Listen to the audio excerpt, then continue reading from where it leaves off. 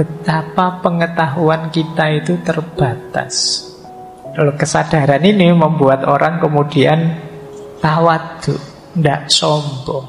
Itulah mengapa orang itu tambah pinter, harusnya tambah tawadhu. Orang bisa sombong itu menunjukkan dia tidak pinter. Kalau dia pinter, dia tahu bahwa dia tidak pantas sombong. Jadi kita membaca buku apologi. Kalau hari ini kata apologi itu dalam bahasa Indonesia diserap dimaksudkan orang yang merasa benar, berapologi. Tapi memang ini pembelaannya Sokrates tentang tuduhan-tuduhan yang dialamatkan pada dia. Di luar tuduhan tadi, sebenarnya memang seperti minggu-minggu lalu saya sebut, Sokrates ini menganggap dirinya pengganggu.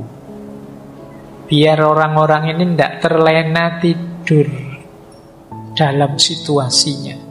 Harus bangkit berkembang. Wong dalam hidup ini ada banyak yang harus diluruskan. Maka ada beberapa kegelisahan di tengah masyarakat karena hadirnya Sokrates. Yang pertama apa? Sokrates ini tidak seperti filosof ilmuwan yang lain sebelumnya. Sokrates ini yang lain membahas alam, membahas sains, berlomba-lomba menemukan ini, menemukan itu. Kalau Sokrates malah membahas dirinya sendiri. Ini anomali pada zaman itu. Di tengah-tengah orang yang berlomba-lomba di bidang, kalau hari ini namanya mungkin sains, teknologi, melihat kosmos, Sokrates malah ayo dong baca diri kita sendiri. Nah ini kalau bahasa Jogja ini selincu, agak melenceng ini. Wong yo sekarang zaman apa malah bahas itu, sekarang tema ini kok malah tema itu, aneh. Kadang-kadang orang yang tidak jeli aneh itu tidak sama itu dianggap salah, dianggap keliru. Yang benar itu yang seperti kita ini. Nah, makanya sering saya bilang yuk latihan untuk menerima perbedaan. Banyak orang yang tidak kuat berbeda. Tidak kuat kalau orang lain punya pandangan yang berbeda. Karena menurutmu yang benar ya pandanganmu. Sebenarnya bagus kamu yakin bahwa yang benar pandanganku, berarti kamu mantep. Tapi dengan kamu berusaha menyalah-nyalahkan yang lain, menganggap yang beda dengan kamu pasti salah, sebenarnya menunjukkan kamu belum terlalu mantap dengan kebenaran. Kalau kamu mantap dengan kebenaran, kan kamu santai saja. Jadi kalau kamu yakin bahwa kamu ganteng, orang ngomong apa saja terserah lah. Saya yakin kok aku ganteng, kok harus ngomong terserah orang komentar apa, itu kan mantap. Tapi kalau kamu masih gelisah, wah jangan-jangan temanku lebih ganteng, jangan-jangan orang ngomong komentar apa tentang dirimu, kamu gelisah. Ya sebenarnya kamu tidak terlalu yakin kalau kamu ganteng. Jadi kegelisahanmu pada perbedaan kadang-kadang menunjukkan bahwa kamu belum mantap pada kebenaranmu. Baik, jadi ini yang terjadi yang pertama dengan Sokrates di kalangan akademisi, ilmuwan, filosof saat itu. Ini kok aneh-aneh sih orang, yang lain bahas apa, dia bahas apa. Menyebalkan saja. Itu kegelisahan. Yang kedua, Sokrates ini di antara keanehannya tidak seperti kaum sofis. Kaum sofis itu kalau mengeluarkan ilmu, mengajar atau apa, itu bayarannya harus besar. Ilmu itu mahal. Lah kalau Sokrates, ilmu kelas tinggi diobral murah di mana-mana, ngobrol di pasar-pasar dan lain sebagainya. Oh, ini ngancam stabilitas ini. Jangan-jangan nanti tidak laku ini orang-orang sofis ini, retorika, gaya retoriknya mereka itu kan yang dibayar.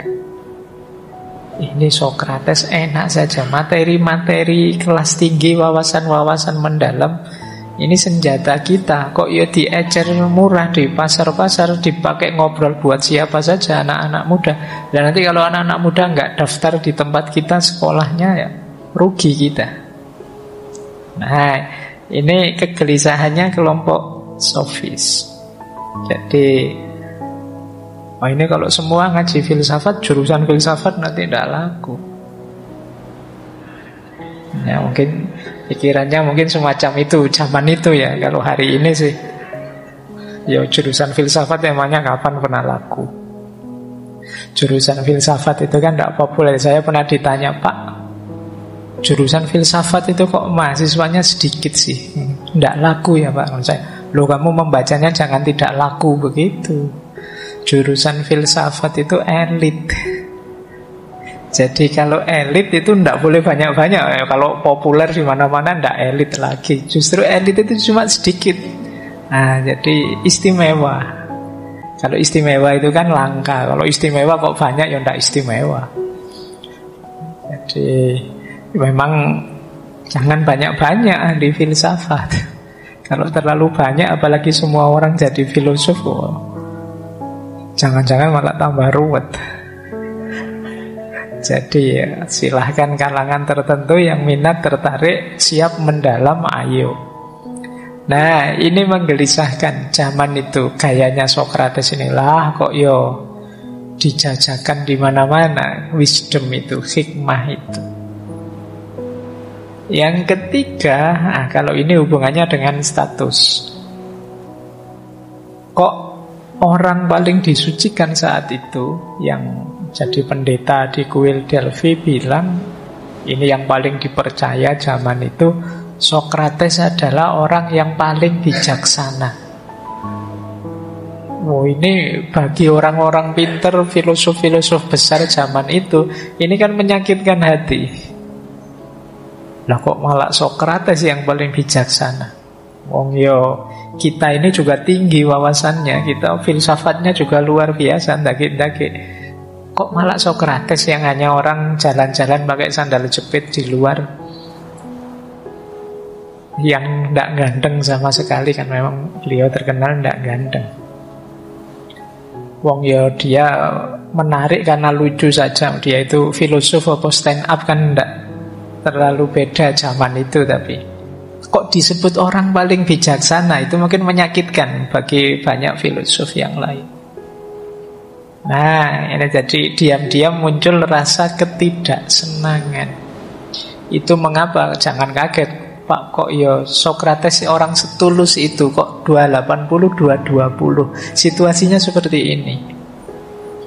Banyak yang dikecewakan, banyak yang iri, banyak yang merasa dirugikan. Jadi pandangan bahwa dia orang paling bijaksana, ya tentu saja membuat orang bijaksana yang lain dalam tanda petik mungkin tersinggung. Apalagi yang punya kekuasaan, yang oleh Sokrates kan dijauhi. Jadi di era terakhir tiran itu dia menjauh dari dunia politik. Nanti ada quote-quote-nya. Meskipun sebelumnya beliau ini kan pernah juga ikut perang, tapi belakangan sudah tidak mau lagi berpolitik. Kemudian ini yang mungkin menggelisahkan juga, Sokrates itu gayanya usil, mempertanyakan apapun. Ini bagi orang yang tidak terbuka itu kan menyebalkan. Lagi enak-enak ngomong I love you, terus dia tanya, cinta itu apa? Loh, itu kan menjengkelkan ini. Terus dijawab, terus dibantah, masa cinta kayak gitu? Kalau faktanya begini gimana? Terus dia digiring. Akhirnya tadi sudah bilang I love you, sekarang ragu-ragu, jane aku itu cinta bener apa enggak ya? Itu Sokrates. Iya sih, kalau anak-anak muda kan kayak gini asik. Tapi bagi orang-orang tua yang butuh kepastian, itu gelisah dengan gaya seperti ini.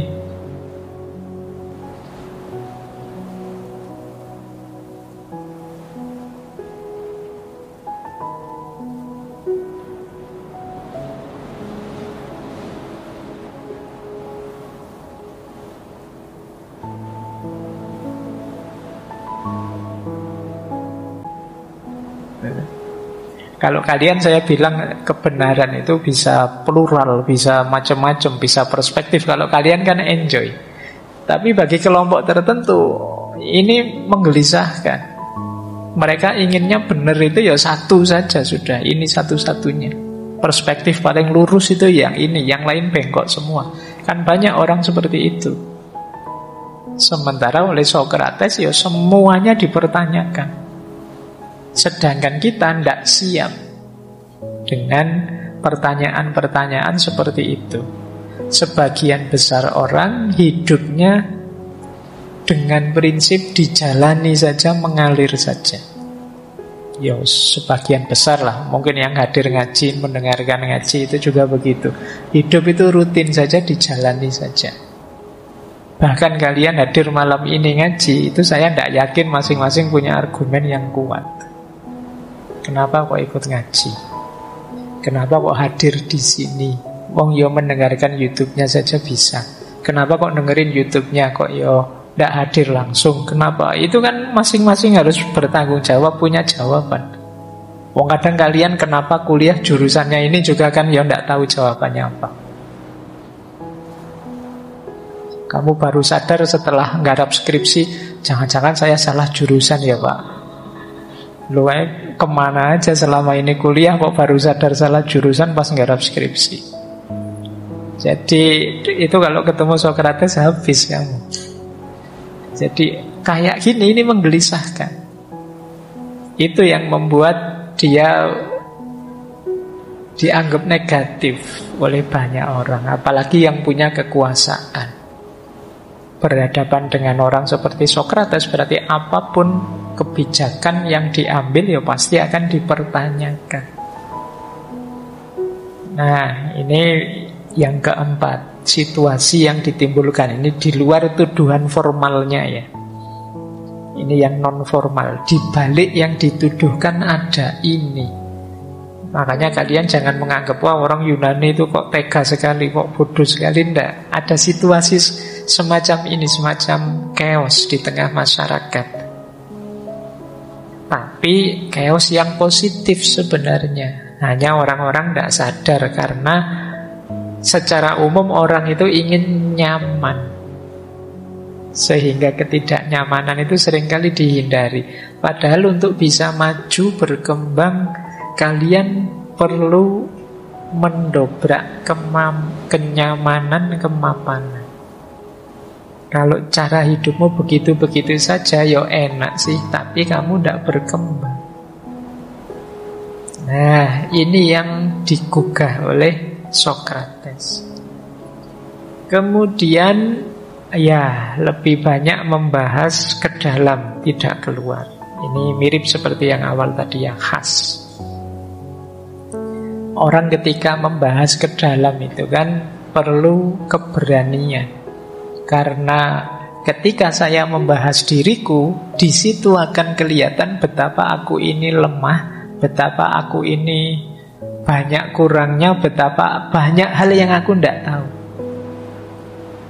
Loh, ini perlu keberanian. Jangan dikira Pak wong muhasabah membaca diri saja kan gampang, wong dirinya ada di sini tinggal diurai, tinggal dipahami. Iya, tapi seperti ini butuh keberanian.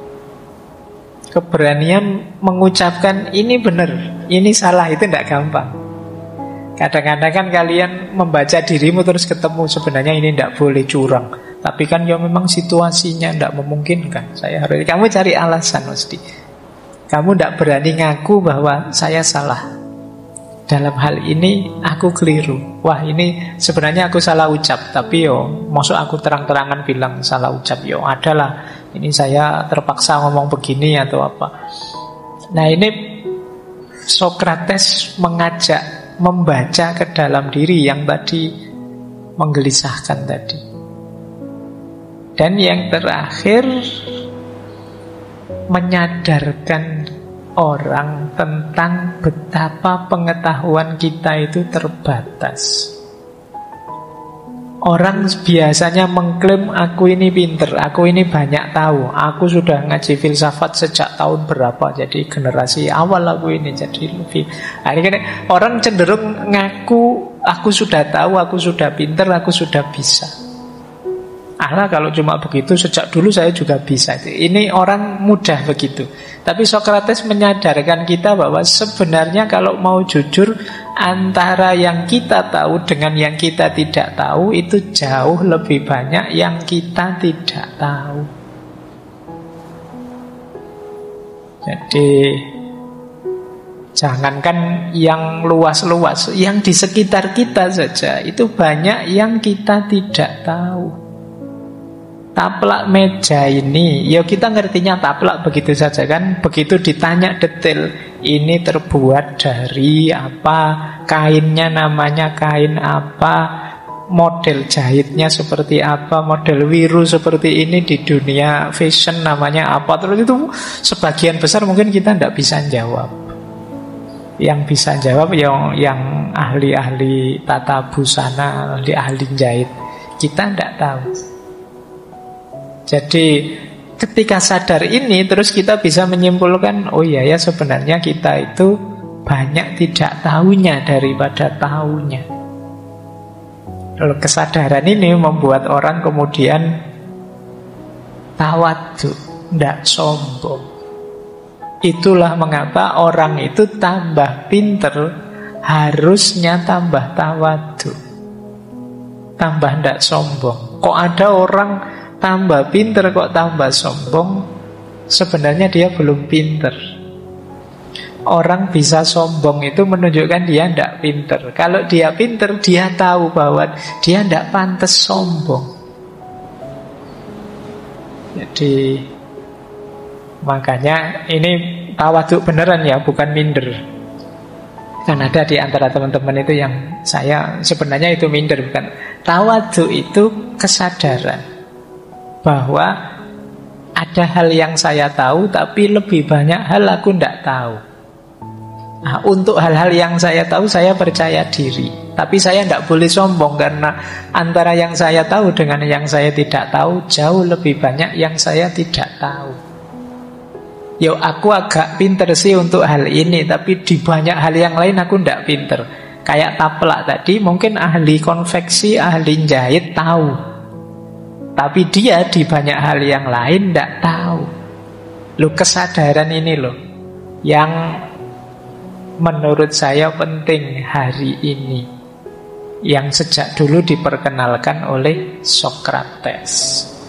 Hari ini kan orang berlomba-lomba pamer untuk menunjukkan bahwa aku yang paling tahu, aku yang paling ngerti, aku yang paling update, aku yang paling viral, dikenal orang, aku yang paling...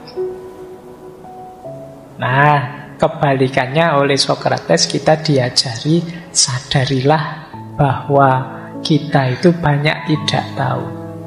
Sokrates dilabeli orang paling bijaksana zaman itu karena dia tahu bahwa dirinya tidak tahu.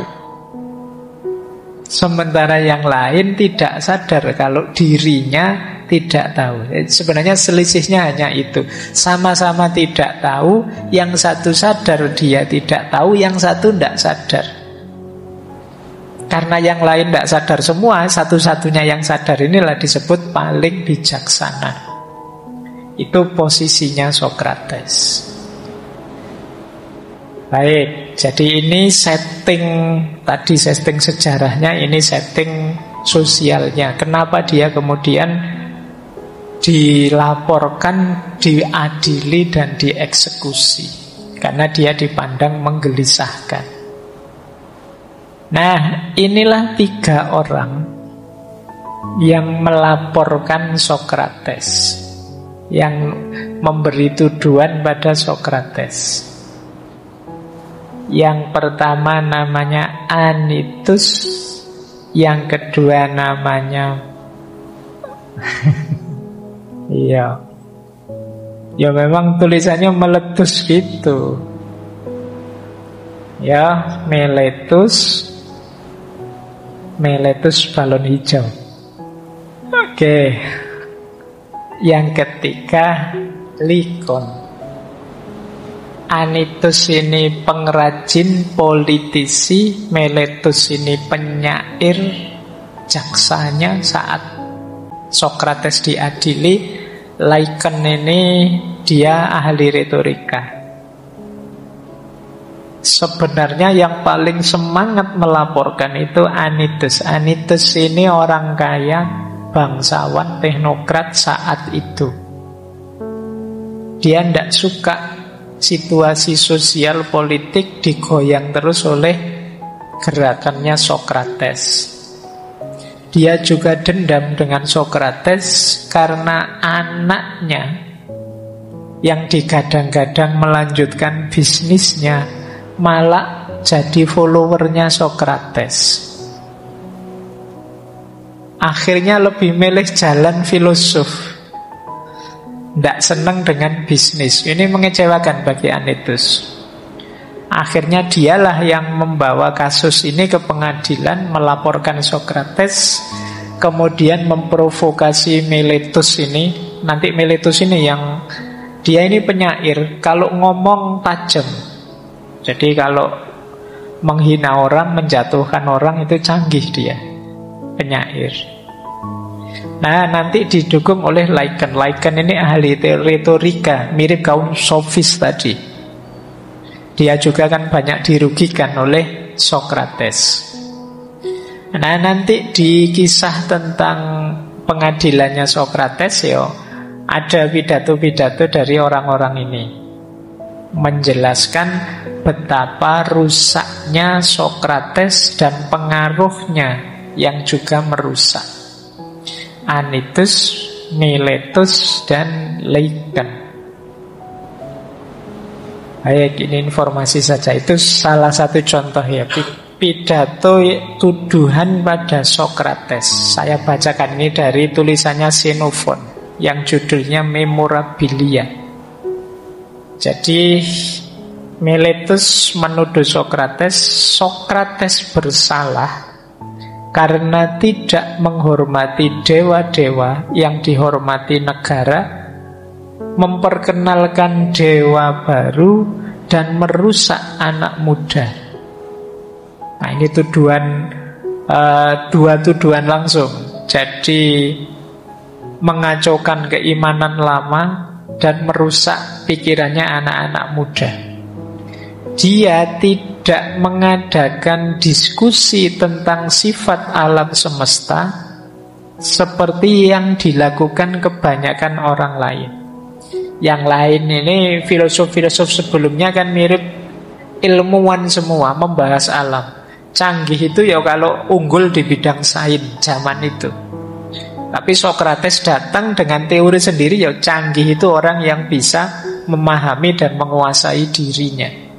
Ini kebalikannya. Ini mirip diskusi antara sains dan sains dan agama, sains dan humaniora belakangan. Sokrates percaya bahwa para dewa tahu segalanya, baik kata-kata, perbuatan, dan pemikiran, dan mereka hadir di mana-mana, dan mereka memberi tanda pada manusia tentang semua urusan manusia. Ini agak menarik. Kalau teman-teman jeli nanti membaca quote-quotesnya, saya bawa beberapa malam hari ini. Sokrates itu cerita bahwa saya itu sejak kecil sudah menerima, kalau bahasa hari ini, ilham, isyarat-isyarat ilahiyah di batinku. Dia bekerja dengan ngajak orang diskusi, menemukan kebenaran. Itu kalau bahasanya Sokrates bukan melayani masyarakat, tapi melayani Tuhan.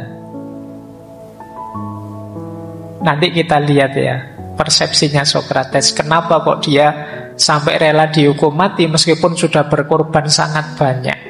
Ini nanti ada hubungannya dengan Tuhan. Makanya oleh beberapa peneliti barat, Sokrates ini dianggap yang antara lain mempromosikan pengetahuan intuitif, tidak hanya rasional. Jadi batin kita yang jernih, termasuk akal yang jernih, itu bisa menangkap pengetahuan yang benar. Nah, itu di antara khasnya Sokrates. Makanya di beberapa naskah disebut jangan-jangan ini termasuk nabi, atau ada yang bilang dia ini Luqman Hakim, ada macam-macam. Nah, itu tuduhan selanjutnya. Jadi Sokrates menganggap para dewa itu hadir di mana-mana, karena orang Yunani saat itu menganggap dewa itu ya di gunung Olympus sana.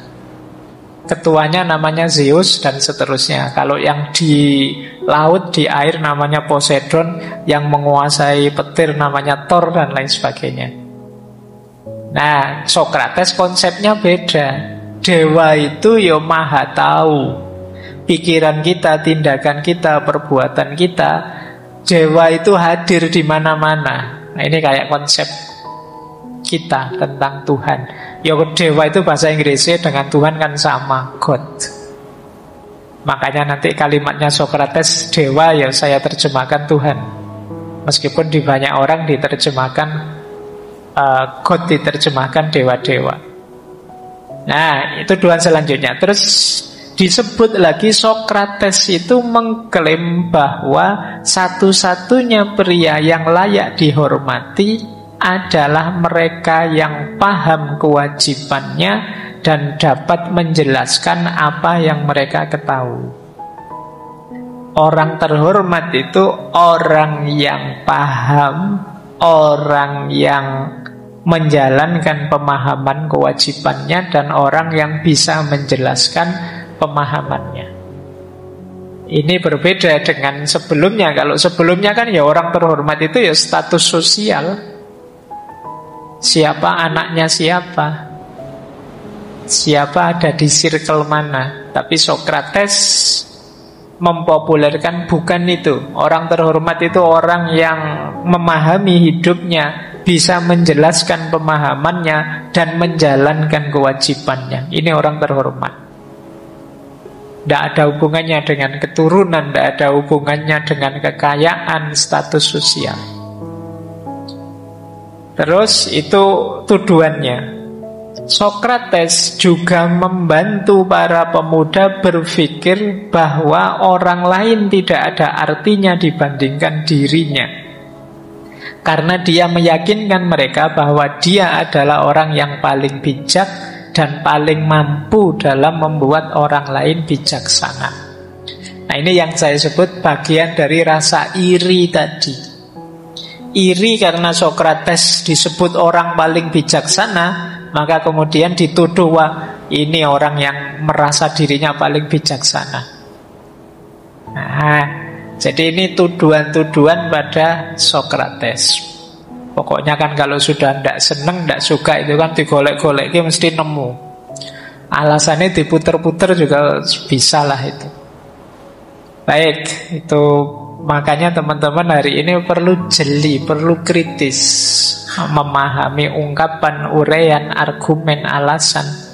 Kadang-kadang kita perlu tahu ini yang ngomong siapa, punya kepentingan apa. Dia ini di antara banyak kotak ada di kotak yang mana. Ini penting hari ini untuk memahami, oh pantas dia ngomong begitu. Karena kadang-kadang kalau parameternya sekedar rasional dan tidak rasional, kita itu pinter sekali membuat sesuatu yang tidak rasional jadi rasional, yang tidak masuk akal jadi masuk akal, untuk kepentingan kita. Begitu kita salah, kita pakai argumen, manusia itu memang biasa khilaf, Pak, tidak masalah lah, kan gitu. Begitu kita keliru, ya kita cari alasan. Itu kita pinter. Nah, yang nuduh Sokrates juga pinter. Dia memainkan argumen, memainkan nalarnya, sehingga orang terus terpengaruh. Jadi misalnya tadi ya, Sokrates itu mengajarkan anak muda cara berpikir kritis. Nah, bahasanya kemudian bukan dia ngajar cara berpikir kritis, tapi dia ini merusak pikirannya anak-anak muda. Oh, itu ketika bahasanya diganti terus kan jadi gawat. Sokrates ini disebut orang yang paling bijaksana. Terus dibalik cara membacanya, Sokrates memposisikan dirinya jadi orang paling bijaksana. Nah, ini kalimatnya diubah sedikit. itu ya rasanya Sokrates jadi jelek. Nah ini kemampuan, namanya kemampuan retorika. Yang seperti ini zaman itu banyak jadi keahliannya orang sofis. Baik, kalau Sokrates dia lugu lurus, kalau iya iya, kalau tidak tidak. Kekuatannya di ketepatan berpikir, bukan permainan pikiran. Kalau sekedar permainan pikiran ya mungkin banyak orang-orang pinter yang canggih berakrobat pikiran, tapi efek dari gagasan-gagasan canggihnya, pikiran-pikiran canggihnya tidak ada. Selesai hanya di retorika. Kalau Sokrates puncaknya bukan retorika, tapi wisdom, kebijaksanaan hidup.